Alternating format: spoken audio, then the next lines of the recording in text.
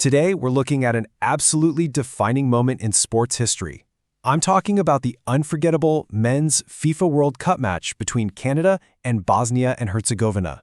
If you're a fan of high-stakes, tactical chess matches and, edge-of-your-seat redemption stories, let's just jump straight in.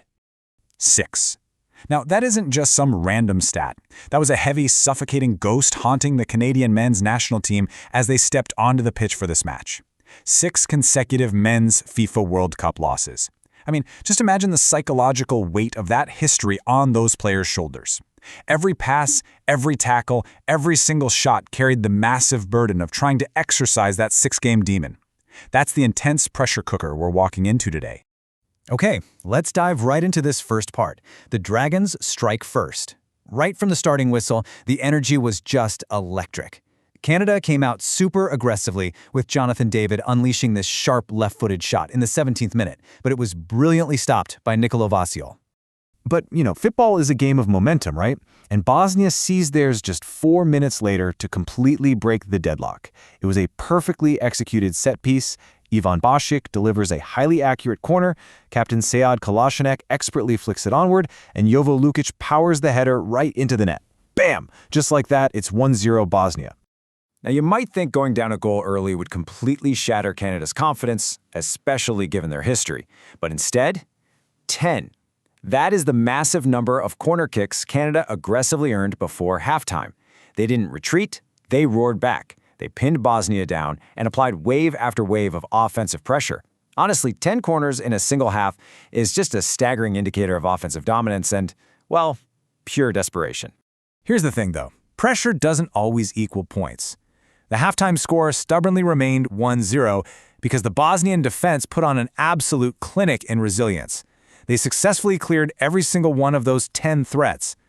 The tension in the stadium was palpable as the teams headed to the locker rooms. Canada was throwing literally everything they had at the wall, but Bosnia's defense simply would not crack.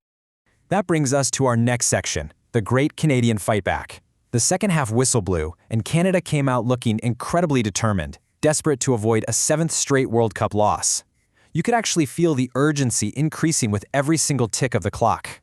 And this brilliantly illustrates just how agonizingly close Canada came to changing the narrative early in that second half. We're in the 53rd minute. Richie Laryea does the hard part. He literally beats the keeper. The net is gaping open. It looks absolutely certain to be the equalizer.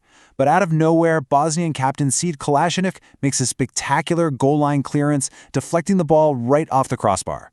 Talk about a game of inches. Canada was right on the wrong side of that measurement. And well, when you miss a golden opportunity at one end, you usually get punished at the other. Bosnia immediately launched a lethal counterattack spearheaded by Ermedin Demirovic. But Canadian goalie Maxime Crepeau, in his very first World Cup match, mind you, stood incredibly tall. He made a massive, game-saving stop to keep Canada's hopes alive. A phenomenal moment for a debut.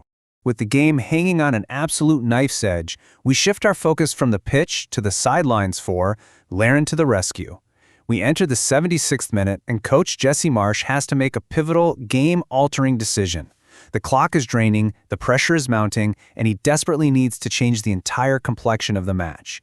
Now, what's really interesting to note here is Coach Marsch's real-time tactical read on the game. Canada clearly had dominance in possession, right? They were dictating the pace. But the glaring issue was a complete lack of finishing. They just couldn't find the back of the net. Seeing this imbalance, Marsch makes his move. He turns to his bench and brings on the hometown hero, Cyle Larin. Just think about the emotional roller coaster these fans had been on.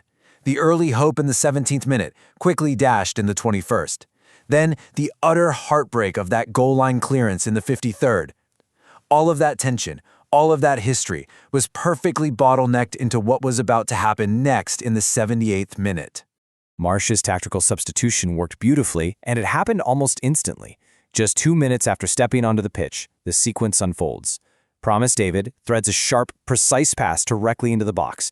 Cyle Larin receives it, executes a lightning-quick turn to lose his defender, and fires a decisive right-footed strike straight into the net. Boom! 1-1, the equalizer. Which brings us to our final chapter, a historic final draw. Even after tying it up, Canada pushed relentlessly for the outright win in stoppage time. Larin had another dangerous attempt. but that resolute Bosnian defense held firm until the final whistle. So the crucial takeaway is exactly that, one single point, a final score of 1-1. Now, in the grand scheme of a massive tournament, 1 point might not seem like a lot to some people, but for Canada, this single digit represents a monumental achievement. This hard-fought draw earned Canada their first ever point in the history of the Men's FIFA World Cup. Which brings us right back to where we started. Contrast that solitary, hard-earned point with this ugly number, 6. That devastating 6-match losing streak that had defined Canada's World Cup narrative for so long is officially dead and buried. By battling back against a really tough Bosnian squad, Canada proved they absolutely belong on the world's biggest stage. So, it leaves us with a fascinating premise to consider. With the ghost of that historic losing streak finally chased away, will this single, massively weighted point be the exact spark that ignites Canada's World Cup future? Have we just witnessed a major turning point for an entire nation's footballing destiny? It's a thrilling thought to leave you with. Thanks so much for joining me for this explainer, and I'll catch you next time.